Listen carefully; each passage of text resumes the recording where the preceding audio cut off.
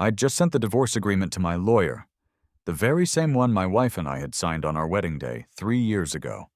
I stood by the floor-to-ceiling window of our apartment, my thumb absent-mindedly rubbing the smooth edge of my phone. "Neil, I've looked over the agreement." My lawyer's professional voice came through the speaker. "There's no problem with it. There's 1 month left until the 3-year term is up. Once that day passes, the agreement takes effect automatically. You can simply go to the Civil Affairs office to get the divorce certificate." "All right, thanks," I said, my voice steady. After hanging up, I looked up at the large wedding photo mounted on the living room wall.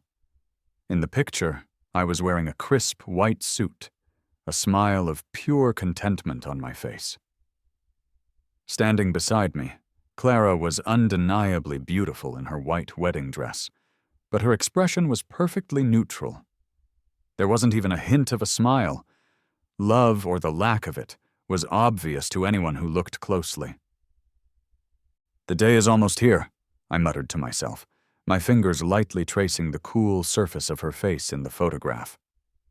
"You must be so happy." The distinct sound of a key turning in the lock made me quickly pull back my hand. I turned to face the door just as she walked in. I was already moving before she had fully stepped inside, taking her coat from her shoulders and crouching down to help her change from her heels into slippers. The movements were so practiced, so fluid, it was as if I had rehearsed them 1,000 times. Clara rubbed her temples, her face calm and composed. "Next month, the White family's anniversary celebration is happening. You need to attend the dinner party with me." I paused in the middle of hanging her coat in the closet. I straightened up and slowly shook my head. "I can't make it." "Why not?" she asked, a slight frown creasing her brow. I was about to come up with an excuse when she seemed to realize something. Her gaze turned cold and sharp. "Is it because I've been spending time with Evan? I told you on our wedding day that I have someone I love. You said you wouldn't interfere." A sharp throb of pain went through my heart, a familiar ache that felt like something was being ripped open inside me. Of course I remembered. What kind of husband would forget his new wife telling him on their wedding night that she loved another man, and then handing him a contract for a divorce set to take effect in 3 years? I was only trying to give her what she wanted. By next month, our marriage would be over, and I would be gone. It wouldn't make sense for me to attend a family dinner. 3 years ago, the Smith and White families, both prominent in our city, announced our upcoming union. I had had a crush on Clara since we were children, and I was overjoyed when I learned I was going to marry her. But on our wedding night, any joy I felt was extinguished when she presented me with that divorce agreement. "I have someone I love," she had said, her voice devoid of emotion. "But his family situation is ordinary. My family would never approve. I'm going to spend the next 3 years becoming the head of the White Corporation. By then, no one will dare to oppose my decisions. For the next 3 years, we will pretend to be married, and then we will divorce when the time comes." That night, I signed the papers just as she wanted. I then spent the entire night smoking one cigarette after another on the balcony, watching the sun come up on my sham of a marriage. Less than 3 months after we were married, Evan disappeared without a trace after an argument with Clara. She searched for him frantically, using all her connections, but could never find a single lead. During that time, she was a wreck. She'd stay out all night, coming home drunk with an ominously darkened gaze.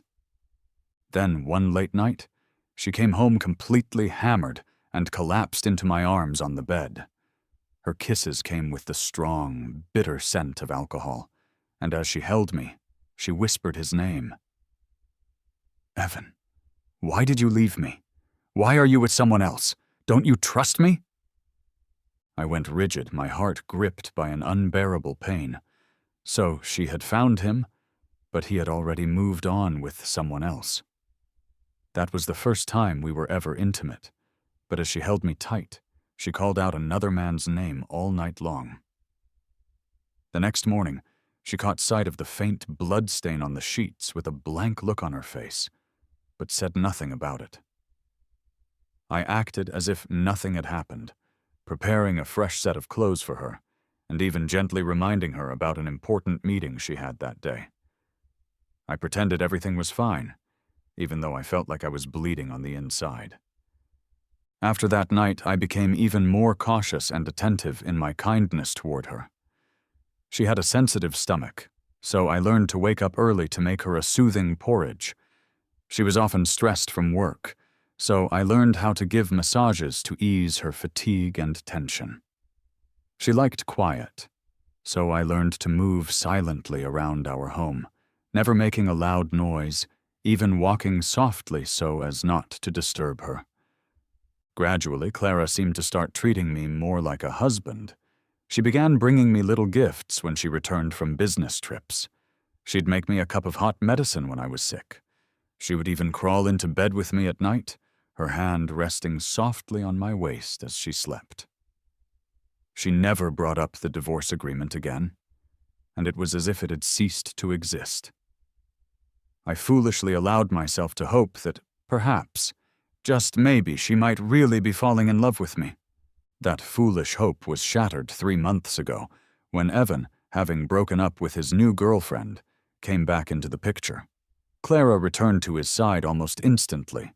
She had meals with him, went shopping with him, and even skipped important meetings just because Evan was in a bad mood.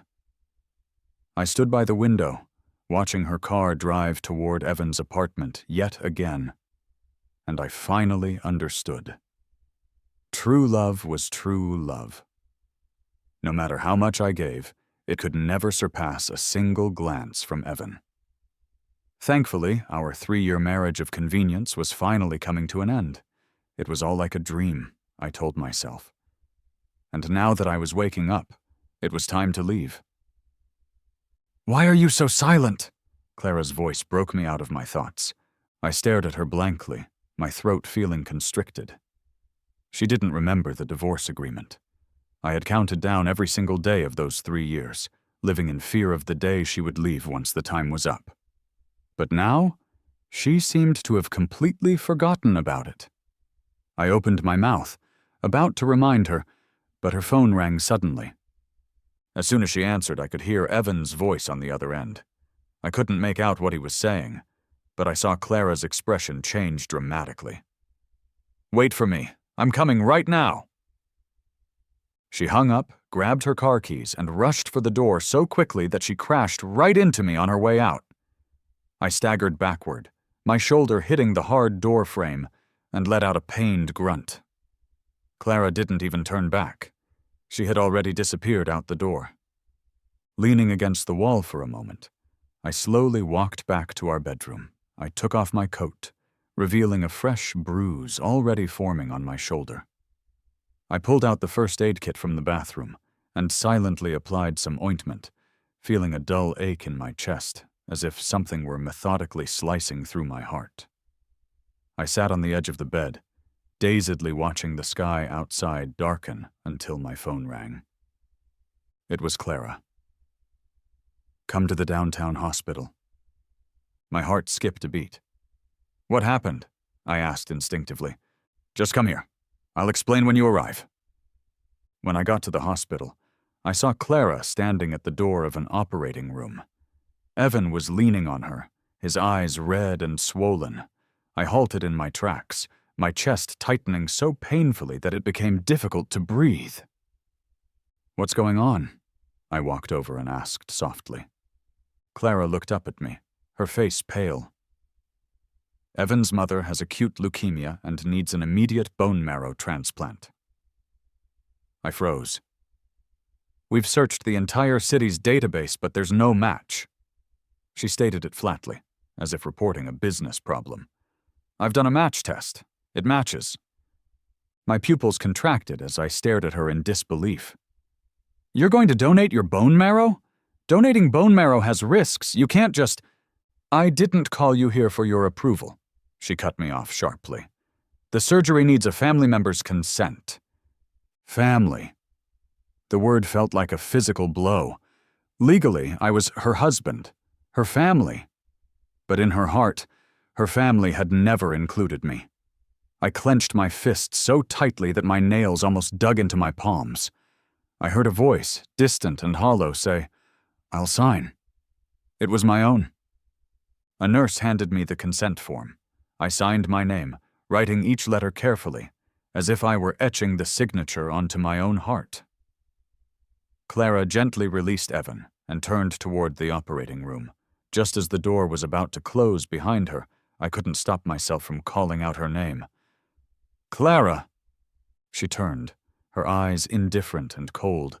My lips trembled, but the only words that came out were a quiet whisper. "Be careful."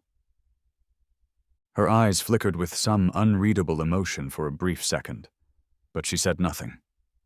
She simply turned back and walked into the operating room.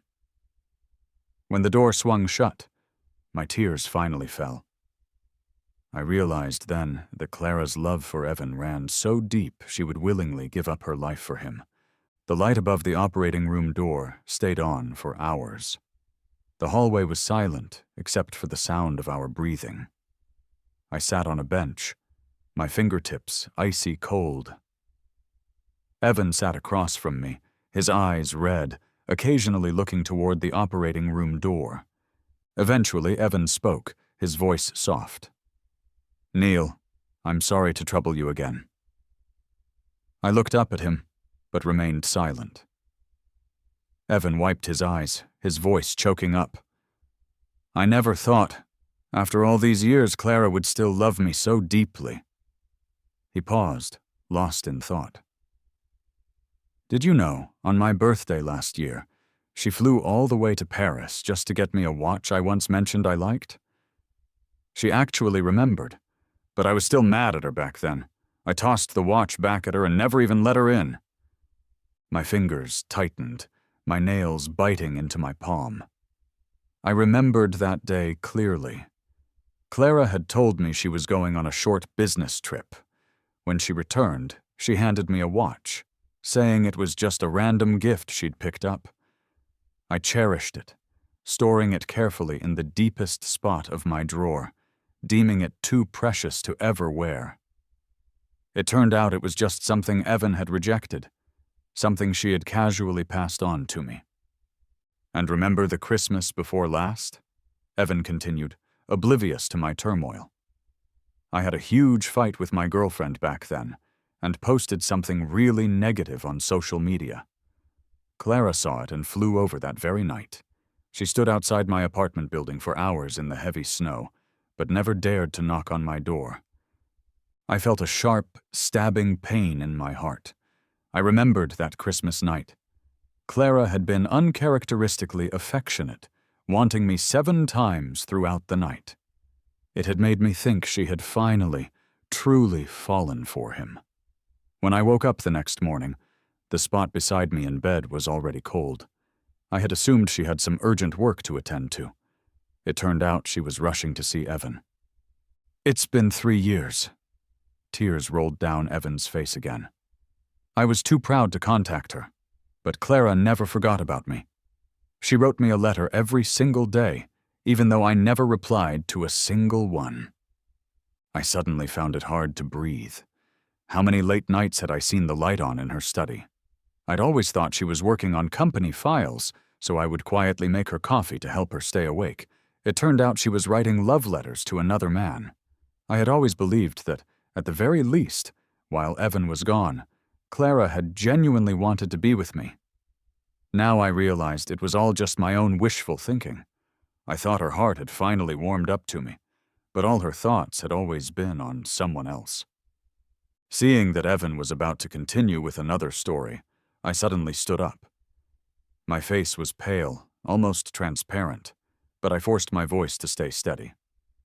"I've got something to do. I'm leaving." Before Evan could respond, I turned and walked away, my pace increasing with every step until I was almost fleeing. Back at our apartment, I silently packed all of my things. All I had to do now was wait for the day the divorce papers were officially due. During this time, I could see updates about Clara through Evan's social media posts.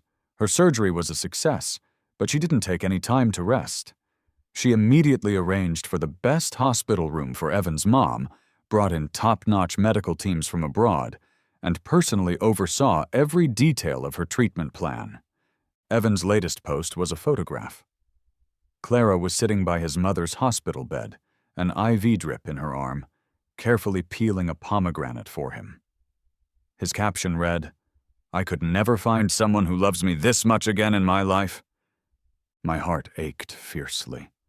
Tears fell onto my phone screen, blurring the image of Clara's gentle side profile in the picture.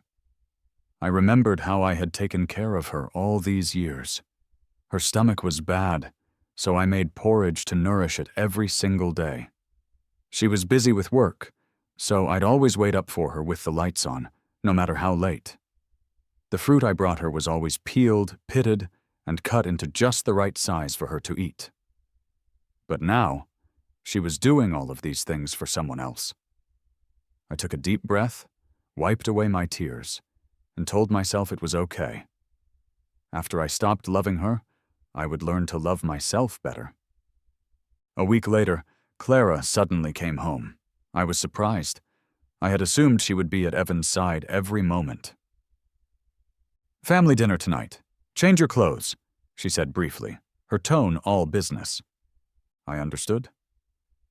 I silently changed into formal attire and followed her out the door. At the family dinner, people drank and chatted non-stop. Eventually, the conversation naturally shifted to Clara and me. "You two have been married for 3 years. It's about time you had a kid." "Yeah, Clara is the head of the family now. We need an heir to secure the future of the company." "Neil, you need to step it up." I kept my eyes down, listening in silence, my fingers absent-mindedly rubbing the rim of my wine glass. Then Clara, who hadn't spoken the whole evening, suddenly spoke up. "There's no rush." Her voice wasn't loud, but it instantly quieted the whole room. Everyone's expressions changed, but given Clara's current status and power in the family, no one dared to say more. The atmosphere became tense, and the dinner finally ended in an awkward silence. After dinner, Clara's mother, Eleanor, stood up, her sharp eyes fixed on me. "Neil, come to the study with me." Everyone knew what was coming. She was going to pressure me about having children. Clara clearly saw it too, and she frowned. "Anything you have to say can be said to me." Eleanor was about to speak when Clara's phone rang. She glanced at the caller ID, and her expression immediately shifted. She stepped aside to answer it, her voice taking on a gentleness I had never heard before. "Evan, what's up?" Eleanor snorted coldly and gestured to me. "Come with me." I pressed my lips together and silently followed her into the study. Once the door was closed, Eleanor's face darkened. "Kneel," she commanded. I slowly knelt on the cold marble floor. "Do you know what you did wrong?" she asked, looking down at me. I lowered my gaze and remained silent.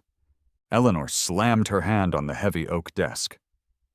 "Clara says she's not in a rush to have kids, and you didn't even try to talk her into it," she exclaimed. She pulled a small porcelain bottle from a drawer and slammed it down on the table in front of me. "This is fertility medicine. Starting today, you will drink it every day and be with Clara until she gets pregnant." In the past, I would have obediently taken the bottle. But this time, I looked up, my voice soft but firm. "I'm not taking this." Eleanor's eyes narrowed. "What did you say?" "I'm not taking it," I repeated. "Clara doesn't want to have kids right now, and I respect her decision." For years, every time we were together, Clara had taken precautions. Even on the rare occasions when things got out of hand, she would take the morning after pill right away. I had naively thought she just wanted to wait until the time was right. Now I realized she never wanted to have children with me at all. Since I had already decided to leave, I definitely wasn't going to tie myself to her with a child. "What did you just say?" Eleanor's voice rose sharply. I'm not taking it, I said again. You're out of line. Eleanor was trembling with anger. You're her husband, and you're not doing your duty. Clara donated her bone marrow to that Evans mother, and you didn't even stop her, she shouted, ordering a servant to bring the family whip. Soon, a servant returned, handing her the whip, its leather length soaked in salt water to enhance the pain. Eleanor stood over me with the whip in her hand. I'll ask you one last time. Will you take the medicine? I shook my head. Whack! The first lash hit my back. A fiery pain spread instantly from the point of impact to my entire body. I gritted my teeth, cold sweat soaking through my shirt. Are you going to take it now? I still shook my head, my teeth clenched so hard my jaw ached. The whip came down again and again. Through the floor-to-ceiling window of the study, I could see Clara in the garden, still on the phone. Her back was to the study, and she looked relaxed, even letting out an occasional chuckle. She was clearly enjoying her conversation with Evan. Fine. I'll beat it into you what a son-in-law's duty in the White family is. The whip tore through my shirt, leaving bloody welts on my skin. I trembled with pain but refused to give in. I won't take it, I gasped, blood staining my clothes, my vision starting to blur. The last sight I saw was Clara's back as she continued her call, before darkness finally consumed me. It's for the best, I thought. After this last time, I won't ever have to hurt for her again. When I woke up, I was in a hospital bed. I could hear the respectful voice of the hospital director speaking nearby. Miss White, Neil's whip wounds are quite deep. Some have reached the dermal layer. We will use the best medicine and bring in the best doctors. We will make sure he doesn't scar. See that you do. Clara's voice was cold and detached. Yes, of course. We'll do our utmost. After the director left, Clara turned and saw that I was awake. She quickly walked to my bedside, her brow furrowed slightly. How are you feeling? I tried to move, but the burning sensation from the wounds made me wince. I'm fine. They're taking good care of me here. If you have things to do, you can go ahead. Surprisingly, Clara didn't leave. She sat down in the chair by my side, a complicated look in her eyes. Why didn't you call for me when my mother was giving you a hard time? I remembered the sight of her in the garden, completely focused on her call with Evan, and a bitter smile touched my lips. You seemed busy. I paused, then asked softly, if I had called for you, would you really have come right away? Of course, Clara replied, without a moment's hesitation. I was stunned. The answer she gave was completely different from what I had expected. I've taken care of the family matter, she continued, her voice softer now. No one will bother you about the child anymore. Got it, I said, looking down at my hands. You can go ahead and get busy now. Why do you keep pushing me away? Clara furrowed her brow. I looked at her, a bit surprised. Aren't you busy? Busy with work and spending time with Evan? I'm not busy lately, she said. She reached out and gently tucked the blanket around me. I can take care of you for a few days. This was completely unexpected. In the days that followed, Clara actually stayed at the hospital, personally taking care of me. She adjusted my hospital bed, fed me my meals, and even changed my bandages herself, her touch surprisingly gentle. One night, when the pain from my back kept me from sleeping, Clara sat by my bed and gently patted my back until I finally fell asleep, like a child being soothed by its mother. This tenderness took me back to the most intimate times we had shared, but I knew better than to indulge in false hope again. I had made up my mind to leave, and I wouldn't be looking back. A week later, the whip marks on my back had faded considerably. That day, while Clara was applying ointment to the healing wounds, I accidentally let out a soft groan of pain. Her movements suddenly stopped. I turned my head back in confusion, only to see that her eyes were dark and her lips were pressed into a tight line. Her expression had changed. She started leaning closer, her breathing becoming more erratic. Just as our lips were about to touch, a sharp noise shattered the tense atmosphere in the hospital room. We both turned our heads to see Evan standing at the door. The fruit basket he had been holding had fallen to the floor, fruit rolling everywhere. His eyes were red, and his voice was trembling. "Am I interrupting something?" Clara quickly pushed me away. "Evan, it's not what you think." Her movement was so abrupt and forceful that I was completely unprepared. I lost my balance and rolled off the side of the bed with a thud. The back of my head hit the sharp corner of the nightstand hard.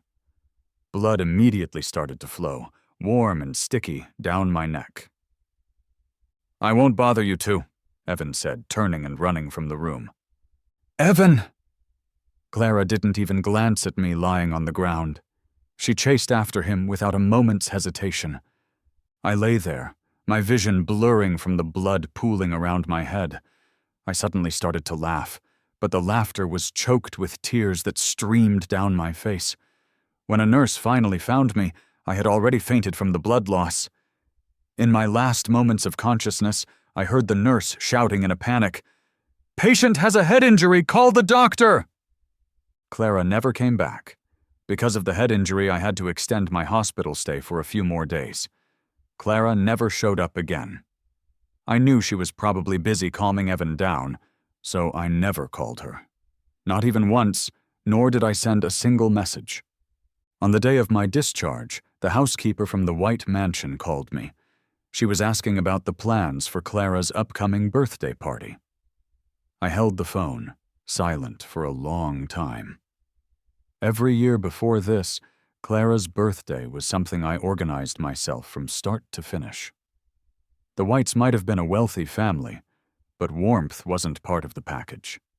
Her parents didn't even know she was allergic to peanuts and would get her a cake with peanut butter every single year. I remembered the first year I attended her birthday party as her husband. I caught her in the hallway secretly taking her allergy medication. "Why don't you just tell them?" I had asked, feeling bad for her. "No need," she had replied indifferently. "They care more about the company's financial report than this." Ever since then, I took it upon myself to prepare her birthday celebrations.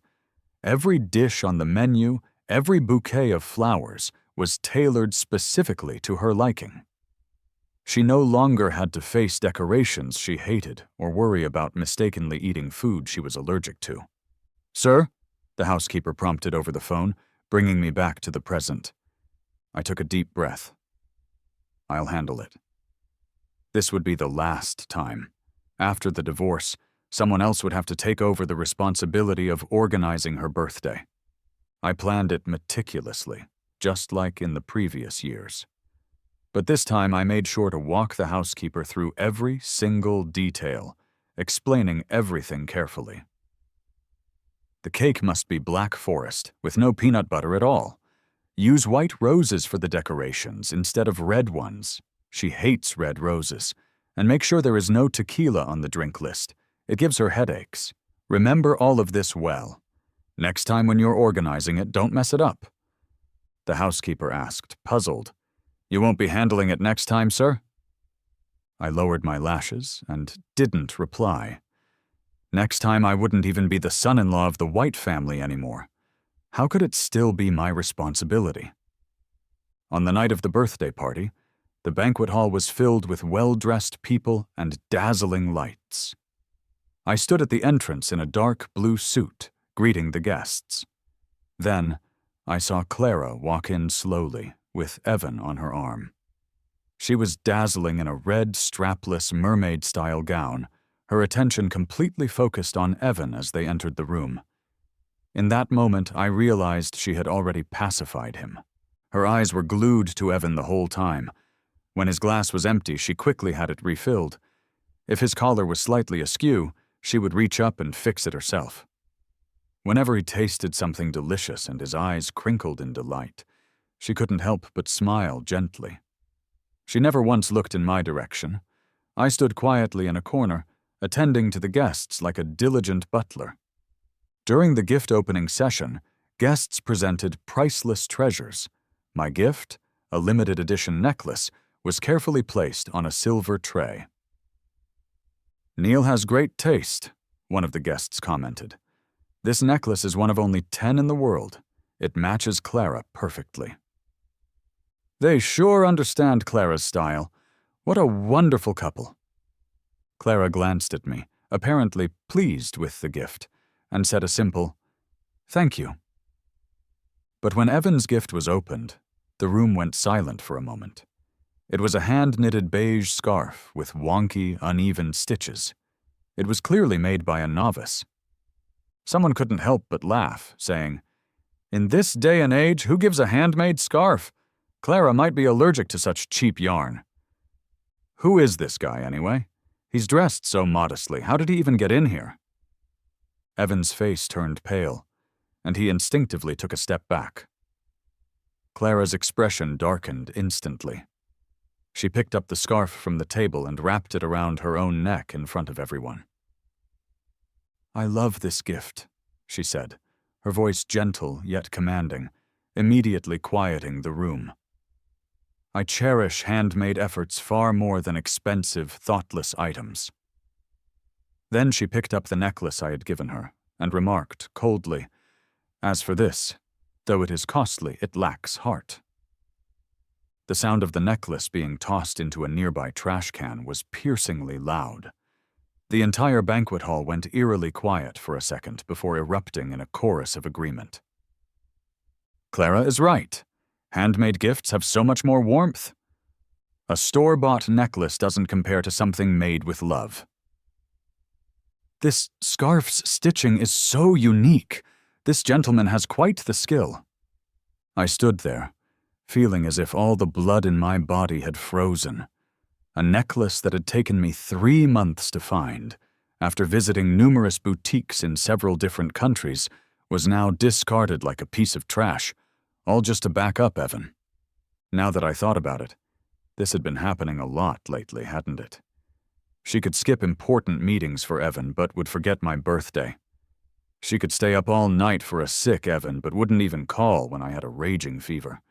She'd fly halfway around the world for a single word from Evan, but didn't have time for a simple meal with me. Every single time, she would choose Evan without a moment of hesitation, just like she had decided to throw away my gift today. I gently touched my chest, where my heart, which had once beaten so fervently for her, was now as calm as still water. It turns out that loving someone can indeed drain you completely dry. The initial excitement, the expectations, and the heartbreak. Everything had been worn out with each of her choices. I wouldn't feel sad for her anymore, because my heart simply felt empty. Next, everyone in the room focused their attention on Evan. The same people who had been mocking him just moments ago now swarmed him with fawning attention. I gave a small, bitter smile from my corner. That was the way of high society. With just one look from Clara, everyone flocked to him. It was just as well. After all, post-divorce, Clara would likely let Evan take over the White Corporation, and now she was just preparing for that transition. The party eventually wound down, and the guests began to leave. I stood at the door, bidding each of them farewell with a polite smile, still playing the part of the impeccable son-in-law of the White family. When the last guest had finally left, I breathed a small sigh of relief, only to turn and see Clara and Evan standing by the entrance. Outside, it was pouring rain. The rain formed a curtain of water, and cold winds carried moisture inside. Evan shivered and let out a sneeze. Clara frowned and quickly draped her own shawl over his shoulders. "Still cold?" she asked. Lucas shivered again. Clara's eyes then landed on me.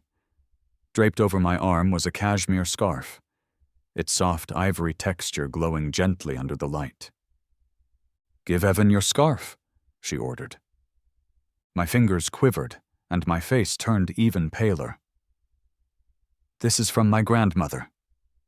I know it was handmade by your late grandmother. Clara cut me off, her voice impatient. Evan just needs it temporarily. There's no need to be so petty. My throat tightened as I clung to the edge of my scarf. But finally, I slowly let it go and took it off. I knew that even if I didn't hand it over, Clara would simply make someone take it from me. When I passed it over, Evan took it with an apologetic smile, saying, "Thanks. I'll wash it and return it to you." "No." I quickly shook my head, warning him repeatedly that it needed to be dry cleaned. "I'll have someone pick it up from you tomorrow." "Got it," Evan nodded. Just then, their driver pulled up, stopping steadily at the door. Clara looked at Evan, noticing that he still seemed pale. She frowned slightly and turned to me. "Evan caught a cold. I'll take him home first. Go home by yourself, it's not on the way." Without waiting for me to respond, she and Evan got into the car. The door shut, the engine roared to life, and the black car disappeared into the rain, leaving me standing there alone as the cold rain splashed onto my shoes. The street was deserted in the downpour. It took me 40 long minutes standing in the cold wind to finally hail a cab.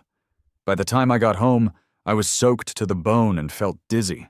My forehead was blazing hot. I took some medicine for the fever and collapsed onto the bed, falling into a deep sleep almost immediately. In the middle of the night, my phone kept buzzing on the nightstand, but my headache was so intense that I couldn't muster the strength to even lift my hand. It kept vibrating until it finally went silent. The next day, my fever had broken, but my throat felt like it had been scorched by fire. I propped myself up and took a sip of water before reaching for my phone. Every unread message was from Evan. I opened them, and the first image that loaded shocked me to my core. My precious cashmere scarf was completely soaked, its once soft fleece now matted and misshapen. More messages popped up, one after another. "Sorry, I forgot the scarf shouldn't get wet, and I soaked it as soon as I got home. I'm really sorry." "How much was it? I'll compensate you." "The material's great. It can be used as a cleaning cloth or something." "If you don't respond, I'll assume you agree." "Okay, I'll compensate you $30. Since you said it was handmade by your grandma, that should cover the cost of materials, right?" The last image showed the scarf shredded to pieces, with strips of cashmere hanging at the edges as if someone had purposely and violently destroyed it. My fingers shook with rage. I threw the covers off, not caring about my lingering fever, and dashed out the door. At Evan's apartment, I rang the doorbell relentlessly, my eyes cold with fury. The door opened to reveal Evan dressed in loungewear, looking surprised to see me. "Neil? What are you doing here?" "My scarf," I demanded icily. Evan turned, picked up the shredded scarf from the sofa, and asked, "You mean this? Didn't I already pay for it?" He glanced at his phone. "Haven't you accepted the $30 yet? Too little? I'll send you another 20. A handmade thing like this shouldn't be too pricey." "Smack!" I slapped Evan hard across the face, making him stumble back, clutching his cheek in disbelief. "You hit me!" I glared at him, enunciating each word with cold precision. "You did this on purpose, didn't you?" Evan's eyes reddened. "On purpose? I don't know what you're talking about." "You came back on purpose. You called Clara when your mom needed a marrow donor on purpose. You set up that whole scene outside the surgery room on purpose. You barged in while Clara and I were about to kiss on purpose. And now you ruined my scarf on purpose." I stepped closer, my voice freezing. "I've seen through all your little tricks, Evan. Just because I don't speak up doesn't mean I'll tolerate your insults forever." Evan's face paled as he defensively said, "I didn't do anything." "Really?" I was about to speak again when an icy voice interrupted from the doorway. "Neil, what do you think you're doing?" I jerked around to see Clara standing there, her expression dark and ominous. She strode over to Evan, gently touching the red mark on his face. her eyes filled with concern. "He hit you? What happened?" Evan, his eyes red and tearful, recounted his version of the incident. Clara's expression darkened even further. She turned to me, her voice cold, as she asked, "It's just a scarf. Is it worth hitting someone over?" "It's not just a scarf." My voice trembled. "Clara, that was the last thing I had left from my grandmother." Clara was taken aback for a moment. In 3 years of our marriage, I had always been gentle and mild-mannered, never once raising my voice. But now, my flushed eyes and trembling shoulders made me seem like a stranger to her. "Evan didn't mean to do it," she said, her tone softening slightly. "And he's already compensated you. What more do you want? If you're unhappy with the compensation, I'll do it." She pulled out her checkbook, scribbled a number flamboyantly, and handed the check to me. "Is this enough?" I looked at the check in her hand. It felt like an invisible hand was squeezing my heart, making it hard to breathe. When I didn't take it, she frowned, tore up that check, and wrote another one. "Not enough?" Her voice was indifferent, as if she were negotiating a business deal. "What about this?" Check after check piled up before me, the amounts increasing with each one, but my heart only felt colder. Eventually, I took the last one she offered, my hand trembling. "Enough!" My voice was faint, yet it felt like I had used every last ounce of my strength to say it. "Clara, not only is this check enough, but so is our marriage." Without another word, I turned to leave. But before I could take 2 steps, Clara's chilling voice called out from behind me. "Neil?" I stopped in my tracks, but didn't turn around. "You got the money, but we're not done with that slap." Her tone was firm and unyielding. "Apologize to Evan." I froze and slowly turned around, my eyes red. "What did you say?" "I said apologize." Clara's expression was as cold as ice. "And what if I don't?" My voice trembled. "The Smith family and the White Corporation still have business together." Clara's voice was calm, but her words were as sharp as a knife. My pupils contracted, and I felt a stabbing pain in my chest. I never imagined she would threaten me with my own parents' hard work and livelihood. Time seemed to stand still for a few seconds. Finally, I lowered my head, my voice hoarse as I spoke. "I'm sorry." Evan covered his face, pretending to be earnest and hurt.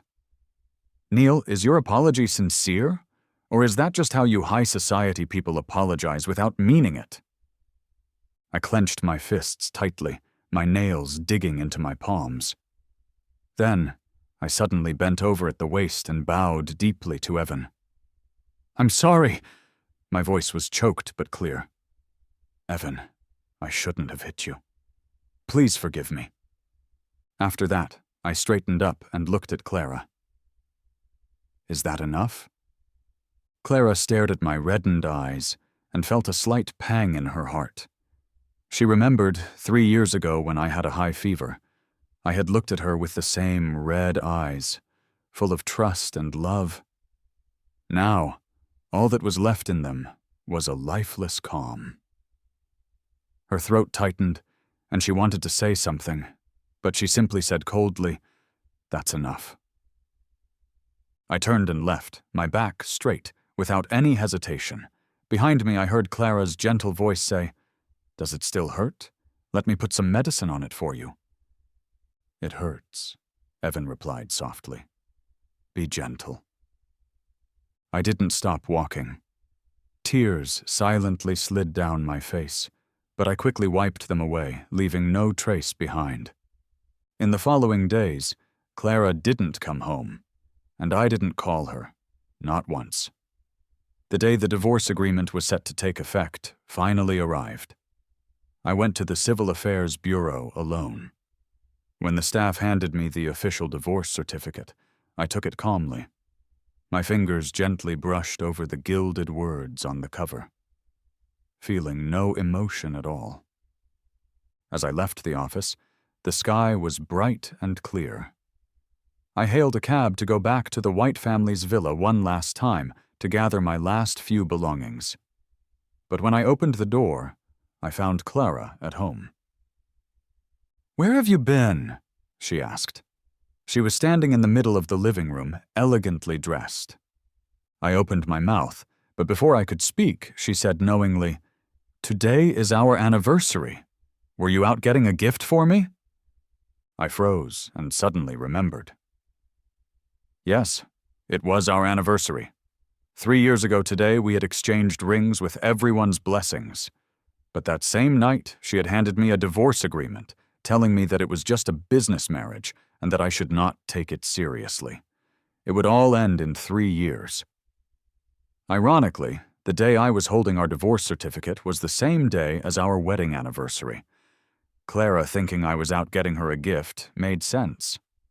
Every year I had prepared gifts that she loved, even if she never remembered the date herself. Why did she remember this year? Did she not recall that today was also the day our divorce agreement was finalized? Thoughts swirled in my mind, but I simply clutched the divorce certificate hidden in my bag and nodded. Yeah, I was getting a gift. The divorce certificate certainly counted as a gift. Clara nodded indifferently. Tomorrow, I'm taking Evan to Switzerland to go skiing, so let's celebrate our anniversary today. I've reserved the top floor at La Maison. You can give me the gift later. Let's go. She grabbed her jacket from a chair and turned to leave. I didn't move. She looked back at me, frowning. What are you waiting for? I opened my mouth but couldn't bring myself to say that I was leaving for good. After a long pause, I blurted out, I have something I need to handle first. You go ahead, I'll meet you there later. Luckily, Clara didn't notice that anything was wrong. She left with a quiet hum of agreement. I stood by the window, watching her black car drive away. It was the first year she had ever remembered our anniversary, but it was my first year not caring. I took out the new divorce certificate from my bag and placed it on the coffee table. Then, I picked up my already packed bags, closed the front door gently behind me, and left without looking back. The divorce certificate lay quietly on the table, right next to the check from her that I had never cashed. Sunlight streamed through the window and glinted off of it. The zeros on the check blindingly bright, unable to buy back a handmade scarf or 3 years of unrequited love. The lights at La Maison were still bright hours later. Clara checked her watch again, a frown creasing her forehead. Miss White, should I call Mr. Smith? The restaurant manager asked respectfully. No. Clara shook her head. She checked her phone. There was no reply from me. It wasn't like me at all. I always replied instantly to her messages. She left the restaurant and stood outside. The night breeze brushed against her face, and a strange feeling of unease washed over her. When she pushed open the door to our apartment, the room was dead silent. Clara frowned, looking around. 2 things on the coffee table immediately caught her attention: a divorce certificate and the check she had given me. Clara's pupils dilated, and her heart felt like it was being gripped by an invisible hand. She almost trembled as she picked up the divorce certificate, checking the date on it over and over again. It was today's date. Neil, she murmured to herself, unaware of the panic that had crept into her own voice.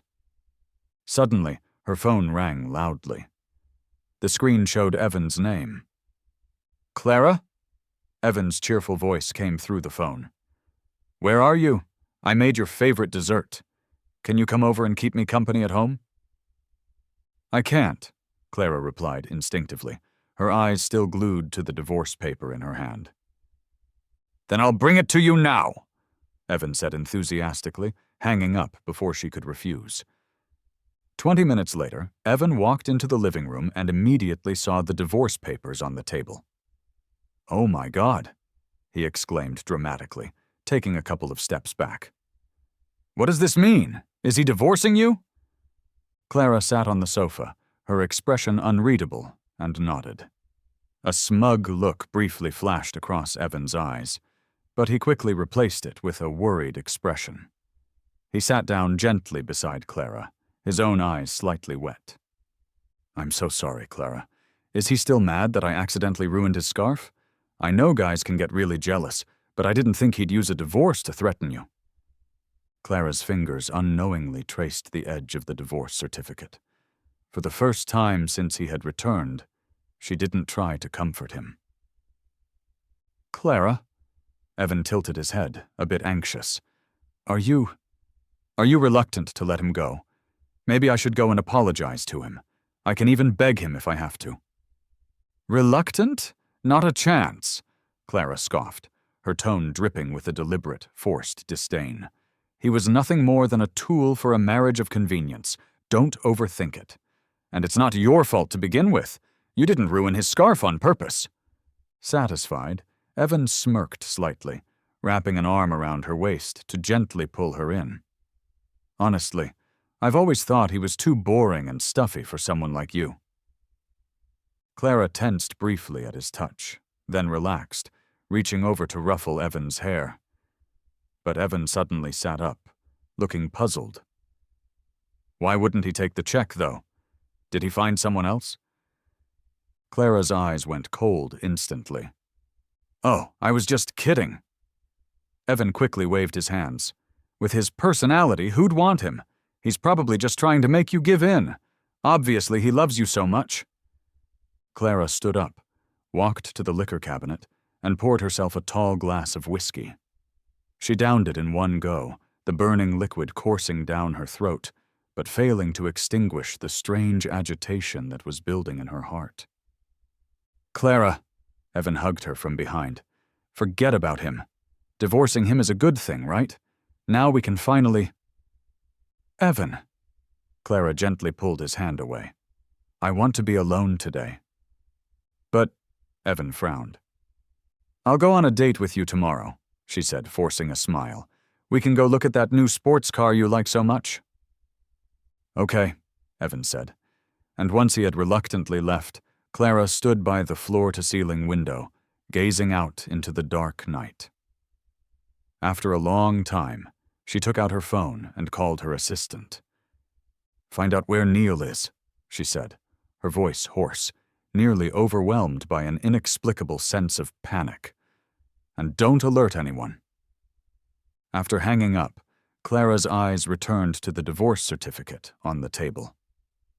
They had both agreed on this outcome from the very beginning. So why did her heart feel so empty and hollow now? She recalled bits and pieces from the past 3 years. The porridge he would make for her early every morning, the light he would always leave on when waiting for her to come home late, and the way he quietly cared for her, unable to hide the love in his eyes. Damn it! She suddenly hurled the glass against the wall, and it shattered, scattering shards everywhere. It shouldn't be like this. Clearly, his leaving was supposed to be a good thing for her.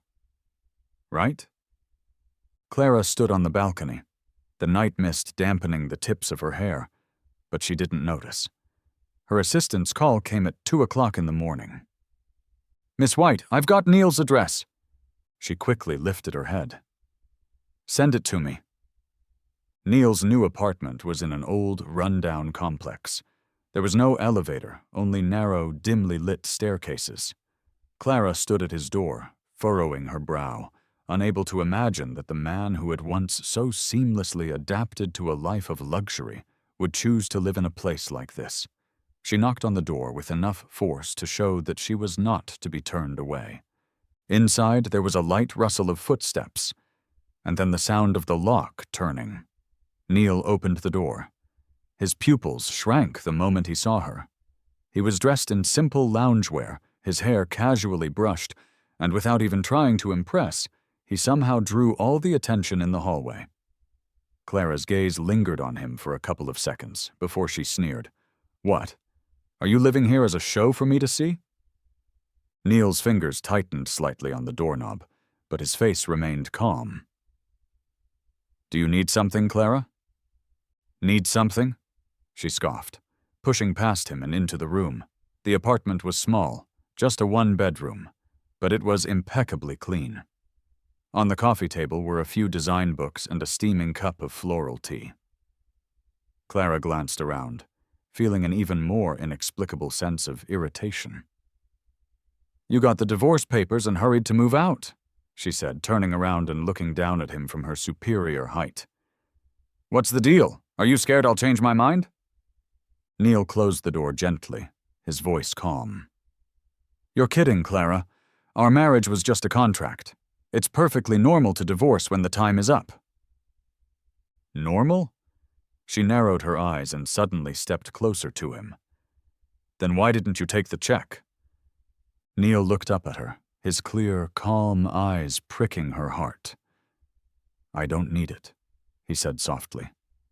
"I don't want to take anything that belongs to you, Clara." Her breath caught a bit. His words felt like a dull knife, slowly and methodically cutting into her chest. She stared at him, then suddenly laughed coldly.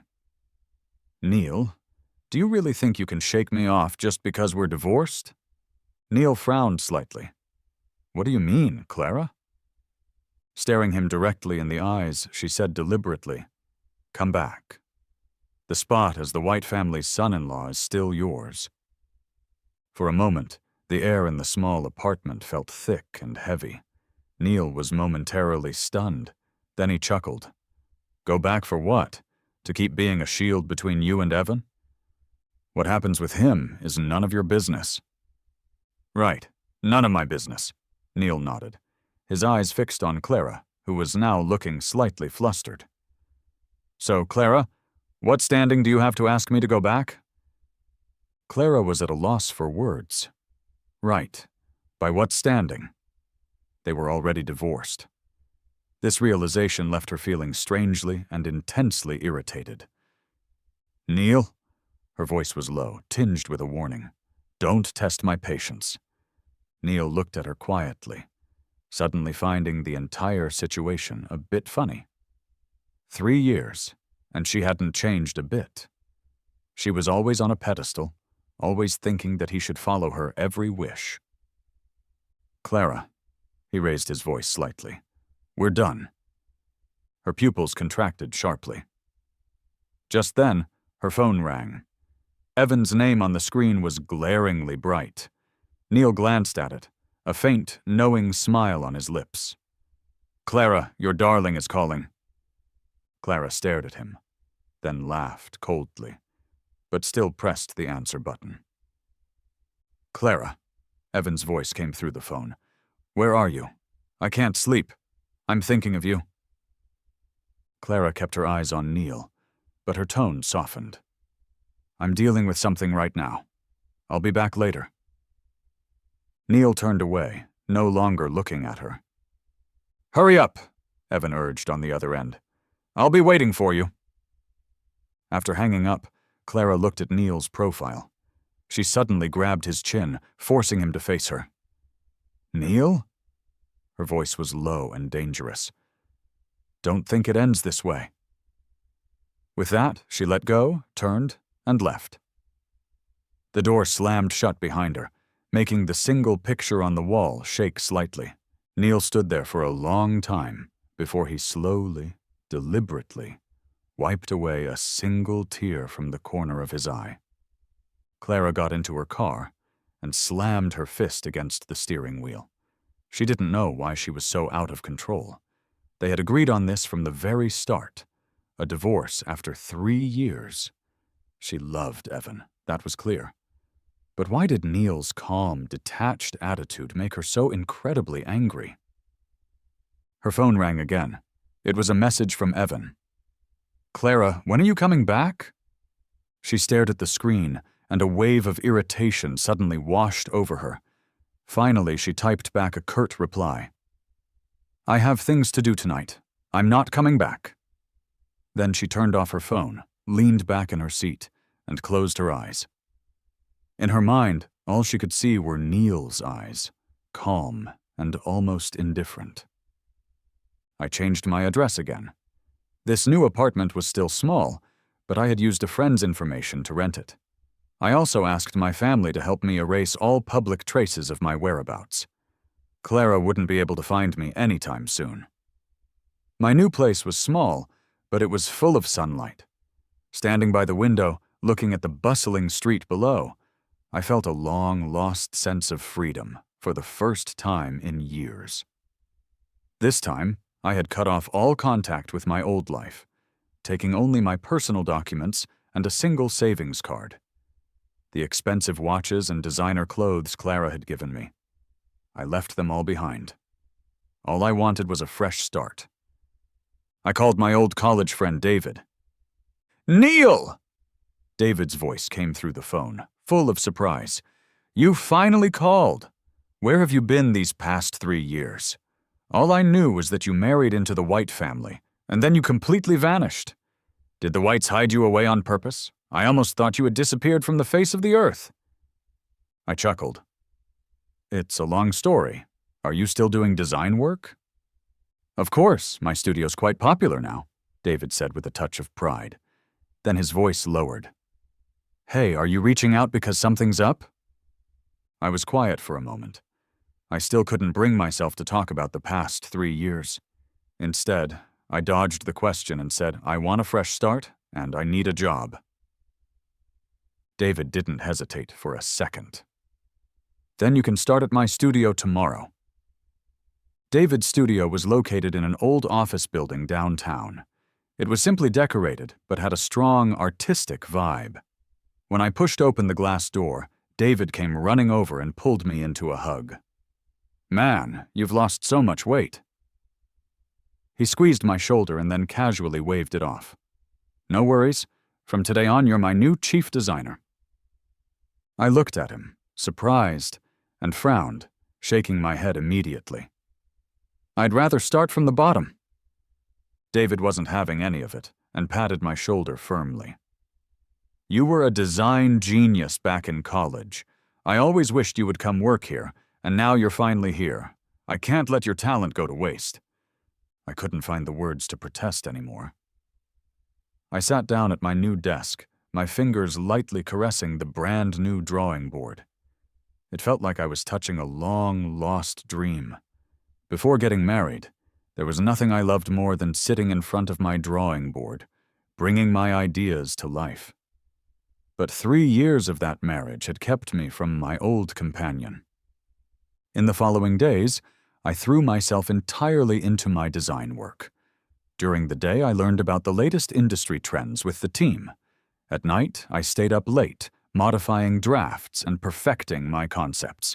My design style was unique, combining classic elegance with modern simplicity. Before long, I stood out in the studio's internal evaluations. A month later, David burst into my office, his face flushed with excitement. "Neil, your Galaxy series got selected for the International Design Showcase." I was stunned, but I couldn't hide my own excitement. "Really?" "Absolutely," David said, waving the official invitation in his hand. His voice was 2 octaves higher with excitement. "It'll be showcased in Paris next month. You have to be there in person." I took the invitation, my fingers trembling slightly. I had always dreamed of my work making it to the international stage. I just didn't expect it to happen so fast. How many things had I missed out on in those long, empty 3 years? At least now it wasn't too late for a fresh start. Unbeknownst to me, over at the White Group headquarters, Clara was flipping through the latest design magazine when her eyes froze on one page. Next to the design for a series called Galaxy was the designer's name, HS. Her fingers unconsciously tightened, crumpling the page. "HS," she repeated softly, her eyes dark and unreadable. Her assistant stood nearby and cautiously said, "Miss White, this designer is an emerging talent with a very unique style. They say—" "Look into it," Clara interrupted coldly. "I want everything on this person." The assistant nodded and quickly left, while Clara kept staring at the design on the crumpled page. It was too similar. Those fluid lines, those intricate details, even that understated yet powerful style. It all reminded her of my past work. After meeting me that day, she had wanted to find me again, only to discover that I had vanished completely. She had asked her assistant to search everywhere, but they couldn't find me, no matter what they did. Now it seemed she had a new lead. A coincidence? She murmured to herself, feeling a restless sense of unease. Outside, the night was deep, and the city's lights sparkled like a distant galaxy, but they couldn't fill the growing emptiness inside her. At the White Group headquarters, the boardroom was tense enough to choke on. The financial director slammed a report down on the table, his voice shaking. "Miss White, the project loss is at $1.2 billion, and the banks have just frozen our working capital." Sitting at the head of the table, Clara furrowed her brows. 3 months ago, Evan had wanted to start his own fashion brand, and she had approved a huge amount of funding for him without any proper evaluation. Now, the project had gone bad, partners were backing out, and the White Group's funds were suddenly strained. "Contact the Swiss bank and mortgage some of our equity," she ordered coldly. "But Miss White, that's the family's last resort," the financial director said, sweating profusely. "The board will never—" "I said do it." Clara's sharp gaze silenced everyone in the room.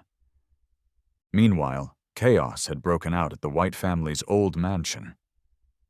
"What is this?" Eleanor stormed into the lounge, clutching a handful of bank records, her well-maintained face twisted with anger. Evan was lounging on the sofa, playing video games. He looked up lazily at the disturbance. "Auntie, what brings you here?" Smack! A sharp slap landed squarely on his face. "You little punk! How dare you use the family's money to buy a private island?" Eleanor shook the evidence in her trembling hands.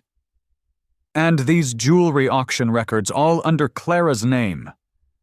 Evan held his face, his eyes instantly reddening. "I was only borrowing it for a bit. Clara said I could spend it however I wanted." "That's the legacy of generations of the White family," Eleanor shouted, her body shaking uncontrollably. She suddenly clutched her chest and stumbled backward. The butler hurried to support her, yelling in a panic, "Ma'am, someone call an ambulance!" As the ambulance sirens wailed in the distance, Evan quickly sent a message to Clara. "Clara, Auntie fainted suddenly. She seems to have misunderstood me." Outside the VIP hospital room, the veteran board members blocked Clara, who had arrived in a hurry. "Clara, your mother's heart attack was due to that man," one of them, Bob, said, pointing through the glass window to the room where Eleanor lay, surrounded by tubes. "And now the group's cash flow has snapped. Are you still going to protect the culprit?" Clara rubbed her forehead, her tone icy.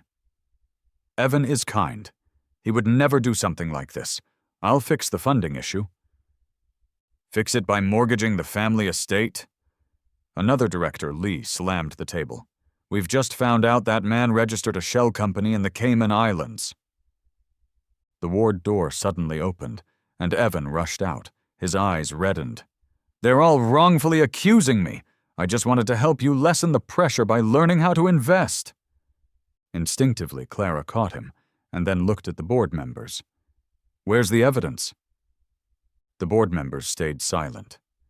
Evan had already erased all the transfer traces, and those overseas accounts couldn't be traced back to him. "That's enough," Clara said, shielding Evan. "We'll discuss the group's matters tomorrow." At the end of the hallway, out of sight of the board members, Evan had a slight, triumphant smirk on his face. In the dead of night, in the CEO's office at the White Building, Clara's assistant braced himself as he reported, "The Swiss bank is demanding we top up our margin in 3 days, or they'll execute a forced liquidation of our assets." Clara stood by the floor-to-ceiling window, the city's lights sprawling out beneath her, but they couldn't illuminate the gloom in her eyes. Her phone lit up. It was a shopping list sent by Evan, featuring the latest luxury sports car, priced as much as a small house. She closed her eyes for a moment and then hit the transfer button. The assistant hesitated before finally handing over a document. "There's one more thing. We found the temporary address of that designer, HS. He's in Paris for the design exhibition." Clara spun around quickly, and the documents in her hand scattered across the floor. The man in the photograph, wearing a custom-made suit, stood on the exhibition stage. His features were striking. It was me, who had been missing for 3 months. A thunderclap sounded outside, and it began to rain. In the dazzling night of Paris, inside a 5-star hotel by the Champs-Élysées, an international business gala held by the International Design Association was in full swing. Crystal chandeliers refracted dazzling light, and amid the bustling crowd, a blend of elegance and elite mingling filled the room. I was wearing a perfectly tailored suit, my hair slicked back, and a limited-edition diamond-encrusted watch adorned my wrist. Holding a glass of champagne, I was engaged in a lively conversation with several design directors from international brands, exuding a newfound confidence and poise with every gesture. "Neil, your Galaxy collection is absolutely stunning," a French designer admired. "That flow of the lines, it feels like one could wear the Milky Way itself." I smiled subtly, about to respond, when I suddenly sensed a sharp, familiar gaze. Turning my head, I frowned slightly. It was Clara. She was wearing a black mermaid gown, her expression cold and striking, her eyes locked onto me like a falcon hunting its prey. Beside her, Evan held her shoulder, dressed in a moon-white suit. His smile was composed, but seemed to freeze at the sight of me. I swiftly withdrew my gaze, maintaining a casual demeanor as I continued my conversation, seemingly unaware of their presence. Yet Clara walked straight over to me. The designers around me sensed the shift in the atmosphere and discreetly stepped back. I looked up, a polite yet distant smile on my lips. "Clara, long time no see." "Are you avoiding me?" she asked, her eyes holding a trace of suppressed anger. I chuckled softly, swirling the champagne in my glass. "Clara, you must be joking. We're divorced. What is there for me to avoid?" Clara's brow furrowed deeply. Behind her, Evan approached quickly, affectionately wrapping an arm around her shoulder and looking at me with feigned surprise. "Well, if it isn't Neil, I didn't expect to see you here," he said, glancing up and down at me before giving a slight chuckle. "Looks like you're doing well for yourself post-divorce, mingling in circles like these." My expression didn't change as I calmly glanced at Evan. "Evan, are you always this fond of talking nonsense? Being invited here means I'm qualified to be here." A flash of jealousy appeared in Evan's eyes. "What qualifications could you possibly have? Did you use some special connections to get in here?" He deliberately emphasized the words, "special connections," drawing the attention of those around us. Clara frowned slightly, softly reprimanding him. "Evan, stop making a scene." Evan pretended not to hear her. "I'm just curious. Are you defending him now? Clearly Neil used to be nowhere near the design circle. How did he suddenly become an emerging designer? Can't I ask? Neil, are you still mad about me and Clara? But it wasn't like you think. Clara and I were just friends back then." My expression remained unchanged, my gaze steady on Evan. "I'm not interested in your relationship with Clara, but it seems like you can't get over me, knowing so much about my past. Don't you know that I graduated at the top of my design class in college?" Evan choked up, instinctively scoffing. "Who knows if you got that through some other connections?" I calmly took a gold-embossed card from my suit pocket and handed it to a well-known brand director who was standing nearby. "Since Mr. Evan here doubts my abilities, why don't you all take a look at this?" The director took the card, his eyes widening in surprise. "HS, you're the champion of this year's Milan design competition?" A wave of astonished exclamations rose instantly from the crowd. HS, if he's not qualified to be here, who is? I was just thinking I've never even heard of this Evan guy. He's probably the one who snuck in. It sounds like jealousy, doesn't it? Totally obvious. He complicated their marriage before, and now he's still denying it.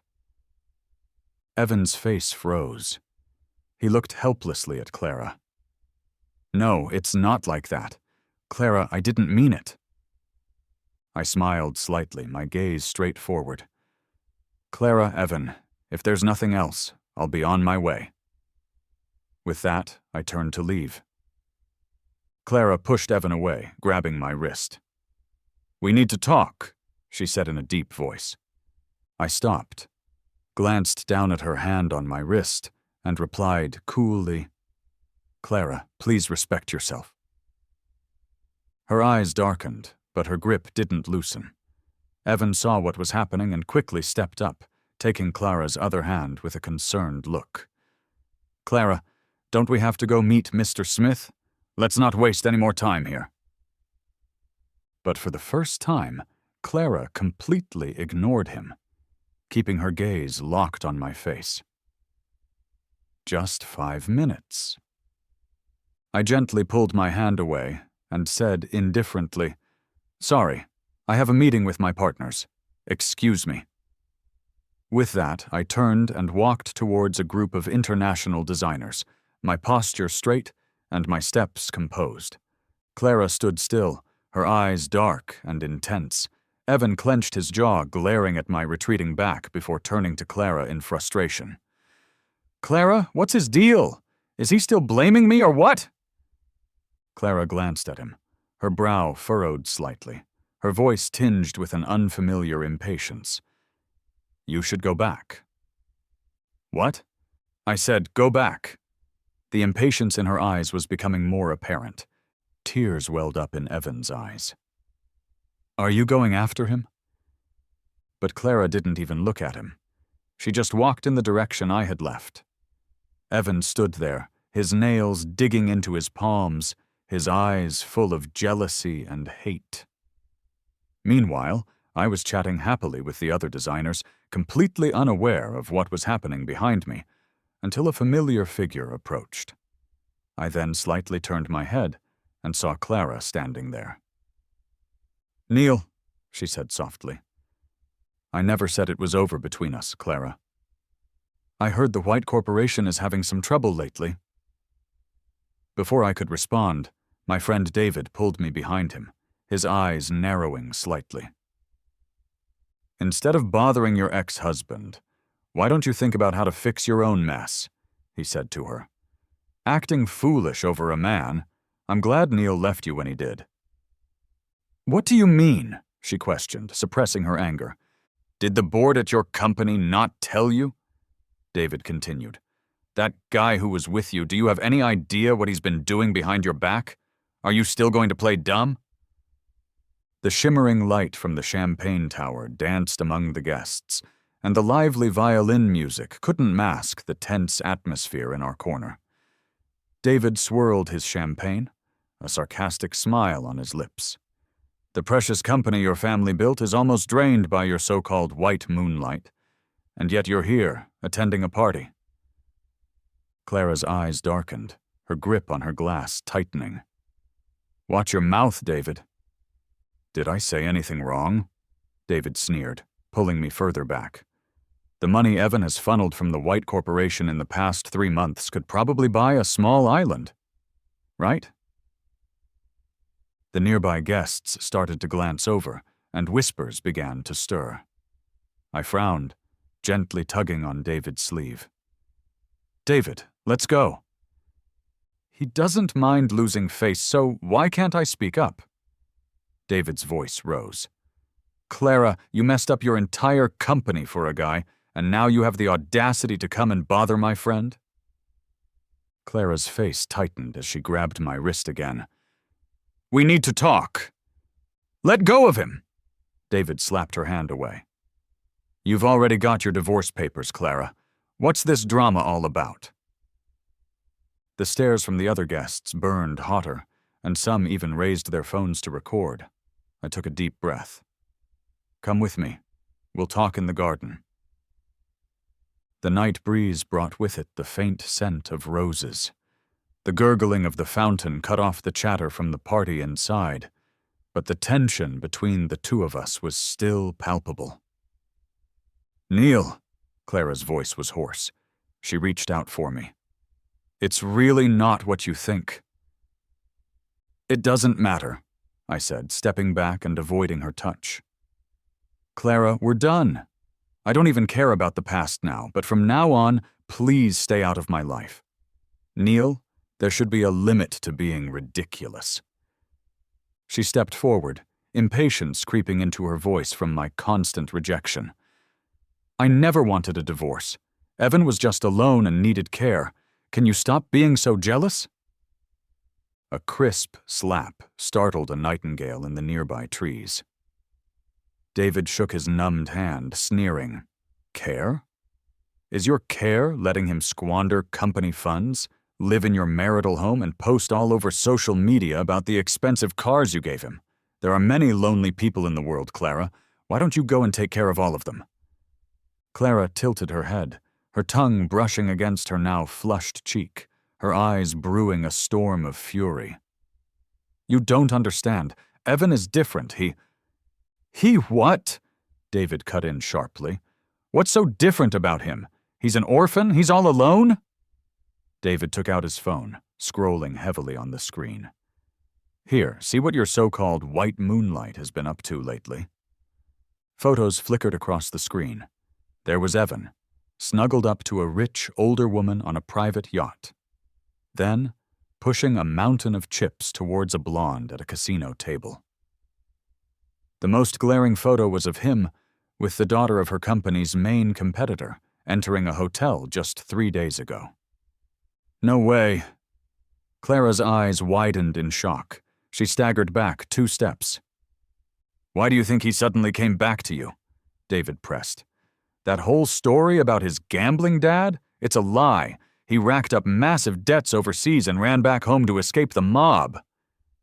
I looked up, suddenly shaken. Clara's face was as pale as a sheet, the veins pulsing on her forehead. "You're lying." "See for yourself, Clara," David urged. He then patted my shoulder. "Don't pretend you're just looking out for him. You just wanted to have them both, didn't you? But Neil pulled away and now you're scrambling." "Neil, it's not like she says," Clara pleaded, looking at me, her voice strained. "I didn't know about any of this, I swear." "It doesn't matter," I said.